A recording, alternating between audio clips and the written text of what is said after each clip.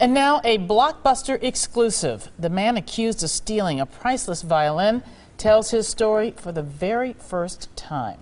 It's not often that a man accused of stealing a $5 million violin actually comes to a TV station and wants to talk about it. But that's exactly what happened this afternoon. Salah Salahadyn agreed to come to today's TMJ4 and give us his account of what happened. Michele Fiore has the exclusive interview. Michele.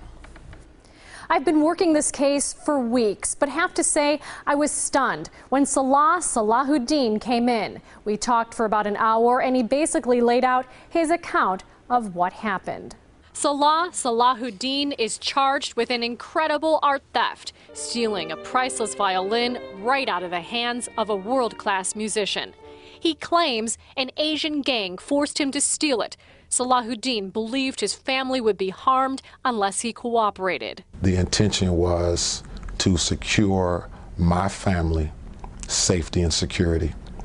And that was best did by holding on to the piece and waiting to have some contact with law enforcement by which I perhaps could explain my situation. But at some point, he told me he had second thoughts. The idea that it was going halfway around the world where it would probably never have been seen again did not sit right with me. Salahadyn wouldn't be more specific because the case is still making its way through the courts.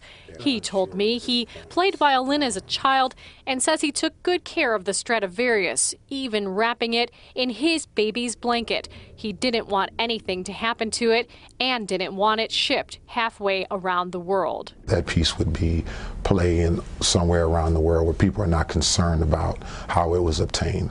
They just would have had it. Salahadyn said it was reprehensible that Frank Almond was robbed and tased. He didn't admit that he did it, but he's sorry about what happened. That piece is in the hands of the person who should be playing it, has been playing it. He's the real victim here.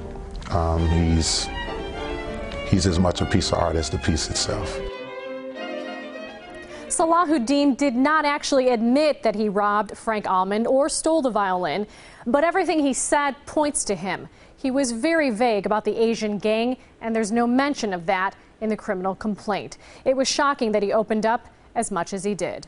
Michele Fiore, today's TMJ4. All right, thanks, Michele. Salahadyn, by the way, has a previous conviction for stealing a $25,000 sculpture.